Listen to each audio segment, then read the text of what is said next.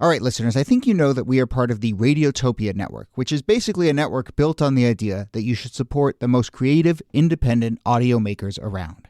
No one, and I mean no one, embodies the Radiotopia ethos more than Benjamin Walker and his show Theory of Everything. Benjamin, who I've known for a long time, has been making beautiful, personal, sprawling audio documentaries for decades that help us understand the very strange world we live in. And now he has a new series called Not All Propaganda is Art. The new series goes back to the 1950s when Western security agencies like the CIA paid artists, writers, and intellectuals to fight the cultural Cold War. The CIA funds were free. I mean, no one was told what to say. Gloria Steinem, activist who sees the CIA as a sort of enlightened pal or rich uncle, there is another viewpoint. Look, if you're listening to this show, I know you like secret histories. I know you like a mix of culture and politics and shadowy figures. So what are you waiting for? Not All Propaganda is Art from Benjamin Walker. You can find it now wherever you listen or at theoryofeverythingpodcast.com. Hello and welcome to This Day in Esoteric Political History from Radiotopia. My name is Jody Avirgan. This day, September 15th, 1851, in Christiana, Pennsylvania, a group of African Americans and white abolitionists fight with a Maryland posse intent on capturing 4 fugitive enslaved people who were being hidden in that town. This all took place on the Parker Farm, the home of abolitionists Eliza and William Parker, who were attempting to provide refuge for these 4 people. And all this took place in the context of the Fugitive Slave Act and the sort of no man's land, interesting territory on the Maryland-Pennsylvania border where North and South were blurred and contested in a sense. There's lots of interesting wrinkles here, not to mention a really interesting legacy given the outcome of this incident and the subsequent trial. Lots of people point to the Christiana Resistance as a turning point of sorts in the run-up to the Civil War. So, here to discuss it, as always, are Nicole Hammer of Vanderbilt and Kellie Carter-Jackson of Wellesley. Hello there. Hello, Jody. Hey there.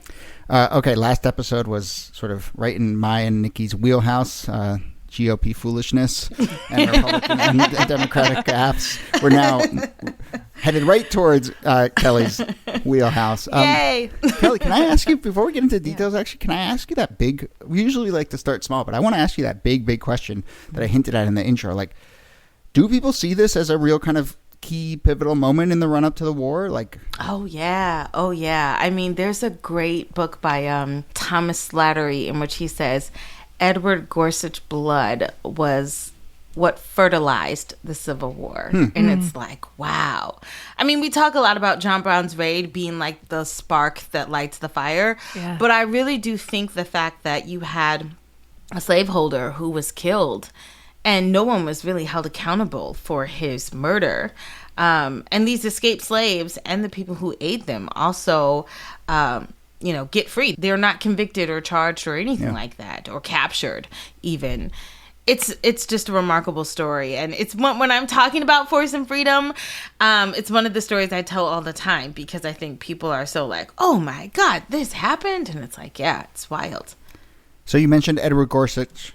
A key figure here. We haven't done the Ancestry.com to see if it's related to Neil, but nevertheless, Edward Gorsuch, key figure here. He is the slave owner who is trying to come and extract these 4 slaves. But, tell us the context here, the main characters, how we get to this. Yeah, so just as you said earlier, Pennsylvania is a free state, Maryland is a slave state, and so along the border, there's always contestation, and it's always a place where escaped slaves can get safe haven, find refuge, especially along the Underground Railroad. And so William and Eliza Parker are station masters on the Underground Railroad. They form the Lancaster Black Self-Protection Society that commits to protecting fugitive slaves, even at the risk of their own lives. And they get other people, not just black people, but also white Quakers who live in the area and who are standing against slavery to basically join with them in this fight of protecting fugitive slaves. And so on one particular day, these 4 men come to William Parker's house because they know of his reputation and he agrees to help them. They hide them in the attic. And not too long after that, Edward Gorsuch, a U.S. Marshal, his son, I believe his nephew, some other people show up and knock on Parker's door and demand that they deliver up his enslaved property. His wife, Eliza, at the time, very astute, says, hey, listen, babe, you want me to sound the alarm? And she heads up to the attic and starts to blow on a horn, sounding the alarm to all of the people who are in the Lancaster Black Self-Protection Society. Within moments, these men, Edward Gorsuch and his men, are surrounded by dozens of people, black and white, armed with rifles, pistols, pitchforks, farm equipment. And it's sort of an over my dead body kind of scenario. No one really knows who fired the first shot, but at the end of the altercation, Edward Gorsuch is on the ground and he's dying. And William Parker says something so incredible to me. He says, Edward Gorsuch lay on the ground dying and the women put it into him. Like they just snuffed him out. And it's wild. All of it is wild. Yeah, it's an incredible story. And Gorsuch had been looking for these people who had escaped for a couple of years, I think, at this point. And so he had gotten word that they were in Christiana, in this town, and with the Fugitive Slave Act in place, and now being in this new, tougher Fugitive Slave Act in place, he heads up there thinking that, he's got the law on his side, and he does have the law on his side, and he can just go reclaim his property. And I have to think that he could not have imagined the level of resistance he was going to meet, including, apparently, Eliza had a fishing spear. Yes. Not just a fishing spear. So Eliza allegedly threw a fishing spear at Edward Gorsuch, but she also armed herself with a corn cutter, which is like a machete, basically. And she didn't just threaten to kill Edward Gorsuch. She also threatened to kill her brother-in-law because her sister and her brother-in-law were there at the time. And her brother-in-law started to panic. And he's like, just give them up. Just give them up. And Eliza says, I will chop off the head of the first person that tries to give these men up. And so it's like, not just slave catchers need to be concerned, but like cowards need to be concerned too. We are not going to give anyone up. So I have a question, which is, I know that Quakers were central to the abolitionist movement, but I also had understood Quakers to be pacifistic. Eliza does not sound super pacifist. No, she's not a Quaker. She's not. Gotcha. The funny thing is that a lot of Quakers would not use violence, but they were happy to be complicit along the line. So it's like, we won't shoot, we won't fight, but we will certainly aid and abet. And that's what a lot of them did. And they made sure that these runaways got to freedom. A lot of their homes were safe houses on the Underground Railroad. And so they didn't necessarily have to resort to force, but their complicity was so instrumental in getting people to safety. Yeah. And William was formerly enslaved, right? And I think, but Eliza's white. No, Eliza is also a runaway. They're both runaways. Right. Actually, their brother and sister-in-law were also their anger runaways. In this moment, you understand. I have a question about the horn. Is it like a shofar or something? Like she's climbing at the top of the thing? It's like a bugle. Amazing. It's something that they put in place so that when you hear this horn, when you hear this alarm, and mind you, she's blowing out of a window in the attic. The house is made out of stone. Gorsuch's men are shooting. They're firing like bullet after bullet at this attic. The only thing that saves her is the fact that the house is made out of stone, and she's ducking below the window, and she continues to blow even though she's taking fire. So the horn was like an established call. Absolutely. She's amazing. So courageous. I mean, all of them are so courageous in this moment because they could have all been killed. Yeah. So let's talk about the fallout here after Gorsuch dies, and then I also want to ask just about kind of the Fugitive Slave Act and so forth. But there is a trial. Yeah. There's a trial. A few dozen people are sort of rounded up and tried. Everyone eventually is acquitted.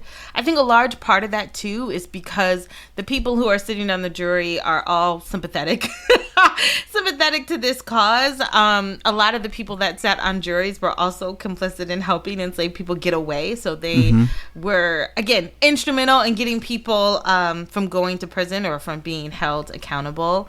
And this incenses a lot of people because they can't believe that all of these people could be arrested, there could be a trial, and no one would get convicted. And everyone who really played a central role, William Parker, Eliza Parker, they get all the way to Canada. They get to Buxton, Canada. They live the rest of their days there as free people. The same with the 4 escaped slaves. Before they get to Canada, they stop at Frederick Douglass's house in Rochester, New York. They stay at his home. They spend the night. He feeds them. He gives them shelter. They tell the story you just told. They're like, there was a spear and there was a horn. And, yes, they do. They do. They tell him this story of heroism, and then Frederick Douglass writes about this in his narrative. So he helps them get on a ferry boat headed toward Canada. And as they're getting on the boat, William Parker says, "Hey, Frederick Douglass, I want to give you this gift." And he gives him a pistol. He says, "This is the pistol that fell from Edward Gorsuch's body. Let it be a token of resistance for the Battle of Christiana." And Frederick Douglass is like, "Oh my God." Pretty cool gift. It's a pretty cool gift. It's a pretty cool gift. And Frederick Douglass basically says, "Yeah, I couldn't look upon them as man stealers. To me, they were people fighting for freedom and fighting for justice." What I find so interesting about that trial is that the folks who were tried were being tried for treason. And that, when I first read that, I was like, wait, that doesn't make any sense. But the idea behind it is if it is treason to levy war upon the United States by resisting the Fugitive Slave Act, the argument went, these folks were fomenting a civil war in the U.S., which is such a convoluted legal theory for charging them with treason.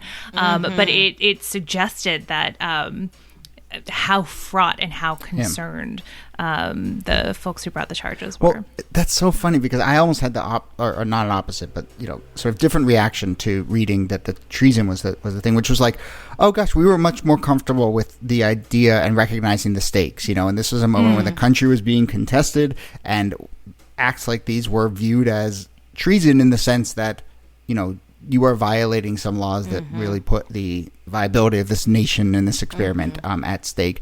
And, now we are so loath to use that word when I think at times it's appropriate, or at least, indicates kind of the situation that we're actually in. And so I was like, they'll throw treason at anyone back then. And now we're just like, wring our hands so much about it. But Kellie, the Fugitive Slave Act, I mean, that's the big issue here, right? Because there was a law, and the law got violated. As immoral as that law was, that's really what it comes down to. Yeah. So there's a lot of historical context that goes behind this. There's like the Great Compromise of 1815. There's a lot that goes into that compromise, but part of it is the Fugitive Slave Law. It's an old law that they basically revamped and put teeth on it and said, okay, now it doesn't matter when you ran away, if it was years ago or if you've been living longer in freedom than in slavery, you had a right as a slaveholder to go into a northern state or anywhere in the country, sans Canada, outside of the country, and retrieve your property. And that you could use a U.S. Marshal, you could deputize someone on the spot and they would have to help you, or they could face a $1,000 fine or 6 months in prison. So these were terrifying tactics to get white Northerners to comply with the fugitive slave law and to get them scared enough to not want to help Black people who were trying to maintain their freedom. Yeah. And so this trial goes down, and people in the South are aggrieved because, very clearly these Northerners who were protecting these fugitives violated a law that North and South had agreed on and compromised on, and now they're being let off the hook at this trial. But there's this interesting dynamic there, right? That it's like it gives legal cover to what really is going on, which is. This is eroding slavery and we don't like it, and that's going to be this. And so it's both a violation of a law, but it is also really, as you were saying, kind of this real touchstone moment in terms of the slavery question. Yeah. If we can't enforce slavery, if we can't maintain our property, then the whole institution is at risk. And so being able to retrieve fugitives was a way of being able to preserve the institution, because every runaway undermines, the whole system. And so, and shows that there are cracks and fissures in the system. And so the fugitive slave law was a way to kind of repair that. But, it's in certain areas, it was really hard to enforce. And Christiana is one of those places where it became really hard to enforce. Boston is another city where it became very difficult to enforce the fugitive slave law.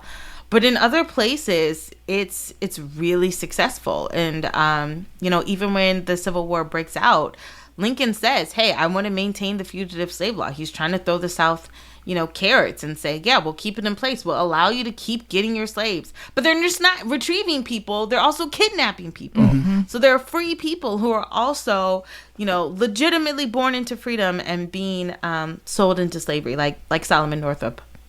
Yeah. It's one of those things, Kellie, where you understand that the fugitive slave law was being used to forestall the Civil War, but at the same time, it is reinforcing to Northerners that in order to keep slavery intact, the whole country is complicit. Yeah. Like everybody has to participate. The irony is that the fugitive slave law in some ways accelerates what becomes the Civil War, because now free Black people who could have just, maintained their freedom and sort of been like, my name is Bennett, I'm not in it kind of thing.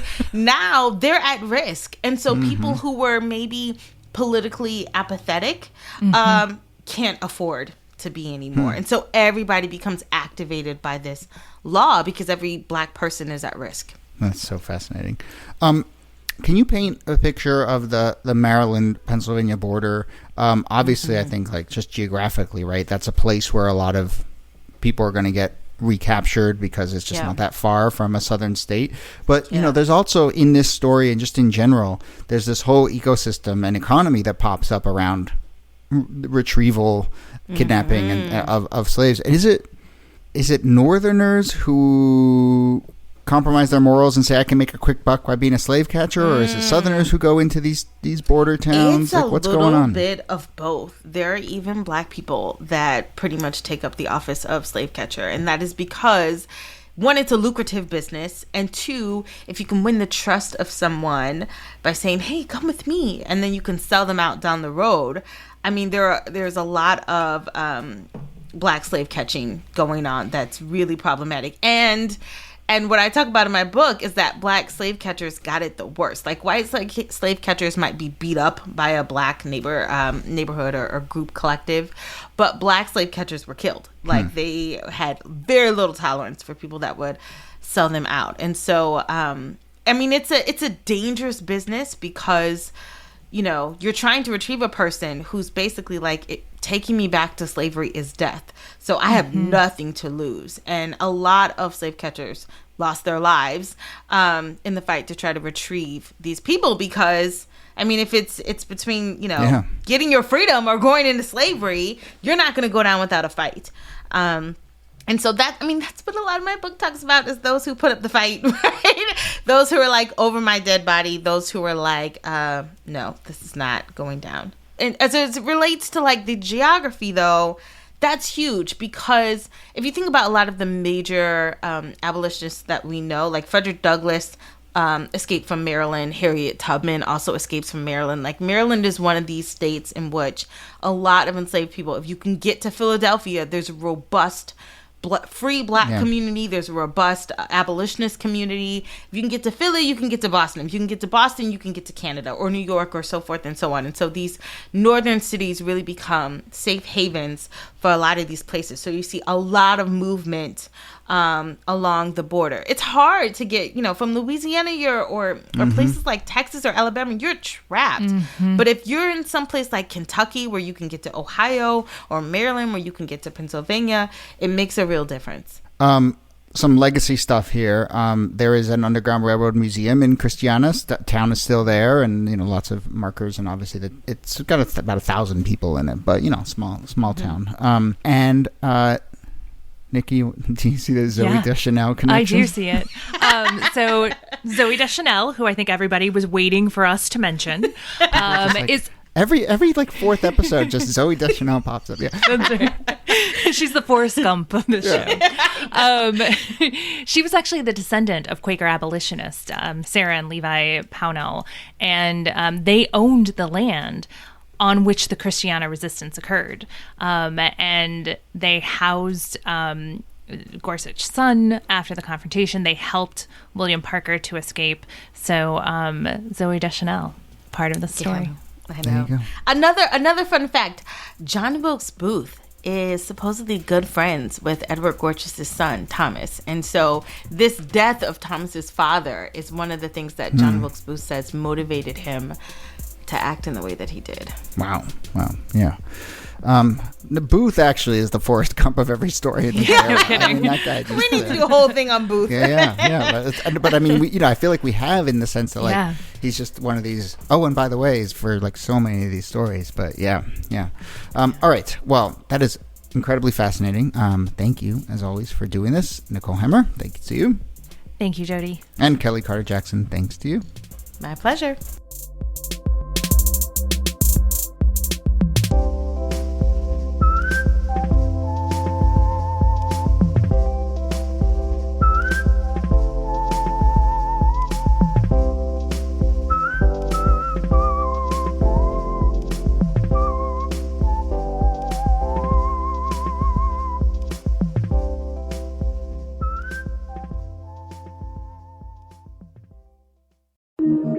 Radiotopia. From